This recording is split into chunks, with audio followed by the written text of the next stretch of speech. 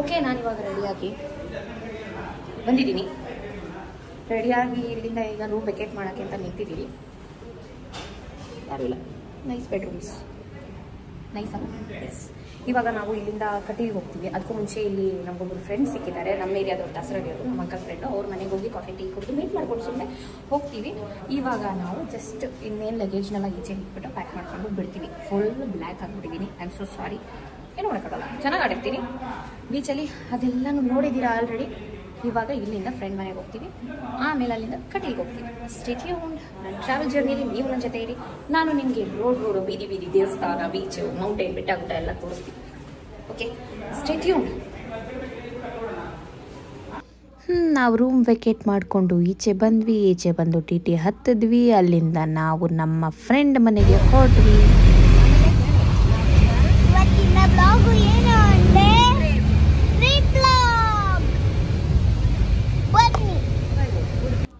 ಇದೇ ನಮ್ಮ ಫ್ರೆಂಡ್ ಮನೆ, ಐ ಮೀನ್ ನಮ್ಮ ಅಂಕಲ್ ಫ್ರೆಂಡ್ ಮನೆ. ಅದು ನೋಡಿದ್ರೆ ಯಾವುದೋ ಮಾಲ್ ನಮ್ಮ ಮೇಲ್ಗಡೆ 10th ಫ್ಲೋರಲ್ಲಿತ್ತು. ಅಲ್ಲಿಂದ ಅವ್ರ ಮನೆಯಿಂದ ಉಡುಪಿ ದೇವಸ್ಥಾನ ಬರೀ ಒಂದು 5-10 ನಿಮಿಷದ ದಾರಿ ಅಷ್ಟೇ. ಅಲ್ಲಿ ಮೂಲೆಯಲ್ಲಿ ಕಾಣ್ತಿರೋದೆಲ್ಲ ಮಲ್ಪೆ ಬೀಚೆ. ಅಲ್ಲೋ ಕಾಫಿ ಕುಡಿದು ವಾಪಸ್ ನಾವು ಬಂದ್ವಿ. ನಾವು ವಾಪಸ್ ನಮ್ಮ ಟಿ ಟಿ ಹತ್ತಕ್ಕೆ ಖುಷಿ ಆಗುತ್ತೆ. ನಮ್ಮ ಏರಿಯಾದವ್ರು ಅಲ್ಲೊಬ್ರು ಸಿಕ್ಕಿದ್ರೆ. ಅಲ್ಲಿಂದ ಅವರು ಒಂದು ನಮಗೆ ಟೆಂಪಲ್ ಹೇಳಿದ್ರು. ಅಲ್ಲೇ ಆನ್ ದ ವೇ ಬರೋ ಟೆಂಪಲು ಧರ್ಮಸ್ಥಳ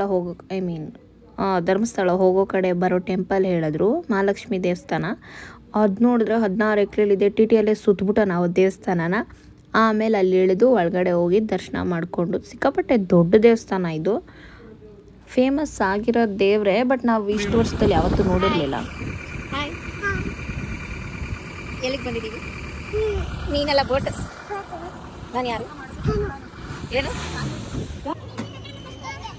ಹಾಗಾಗಿ ನಾವು ಅಲ್ಲಿ ಟೆಂಪಲ್ ರನ್ ಮಾಡಿಕೊಂಡು ದೇವಸ್ಥಾನ ದರ್ಶನ ಮಾಡಿಕೊಂಡು, ದೊಡ್ಡ ದೇವಸ್ಥಾನ ಫಸ್ಟೇ ಇತ್ತಂತೆ, ಈಗ ಮತ್ತೆ ಹೊಸದಾಗಿ ರೆನೋವೇಟ್ ಮಾಡಿ ದೊಡ್ಡದಾಗಿ ಕಟ್ಸಿದ್ದಾರೆ. ಫಸ್ಟ್ ಚಿಕ್ಕದಾಗಿತ್ತು ಅಂತ.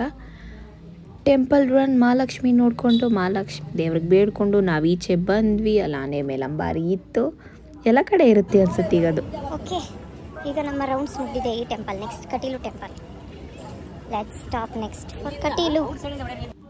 ಇದೇ ಟೆಂಪಲ್ಲು. ನಾವಿಲ್ಲಿಂದ ನೆಕ್ಸ್ಟ್ ಕಟೀಲು ದುರ್ಗಾ ಪರಮೇಶ್ವರಿ ನೆಕ್ಸ್ಟ್ ಬಂದಿದ್ದೀವಿ ಆಲ್ರೆಡಿ. ಅಲ್ಲೆಲ್ಲ ಯಕ್ಷಗಾನ ನಡೀತಾ ಇತ್ತು. ನಾವು ಅಲ್ಲೆಲ್ಲ ಮುಗಿಸಿದ್ವಿ. ಅಲ್ಲಿಂದ ಬಂದ್ವಿ ಟೆಂಪಲ್ ರನ್. ಇಲ್ಲಿ ಕಟೀಲ್ಗೆ ಹೋಗೋಣ ಅಂತ ಕಾಪಿರೈಟ್ಸ್ ಬರುತ್ತೆ. ಅಲ್ಲಿ ತುಂಬ ಸಾಂಗ್ ಎಲ್ಲ ಹಾಕಿದ್ರು. ಆಮೇಲೆ ಒಳಗಡೆ ಭರತನಾಟ್ಯ ಮಾಡ್ತಾಯಿದ್ರು.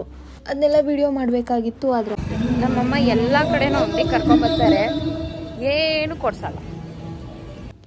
ಅಲ್ಲೆಲ್ಲ ಒಳಗಡೆ ಫೋನ್ ಅಲೋಡ್ ಇರಲಿಲ್ಲ. ಹಾಗಾಗಿ ನಾವು ಈಚೆ ಬಂದ್ವಿ. ಐಸ್ ಕ್ರೀಮ್ ತಿಂದು ಜೀವ ತಣ್ಣಗಾಯ್ತು ಅಲ್ಲೊಂದು ಸ್ವಲ್ಪ. ನಾನು ಯಾಕೆ ಇಷ್ಟು ಕಲರ್ ಕಾಣ್ತಾ ಇದ್ದೀನಿ ಗೊತ್ತಿಲ್ಲ.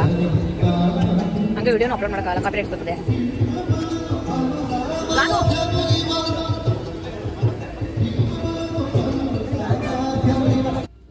ಆದರೂ ಅಪ್ಲೋಡ್ ಮಾಡಿದ್ದೀನಿ.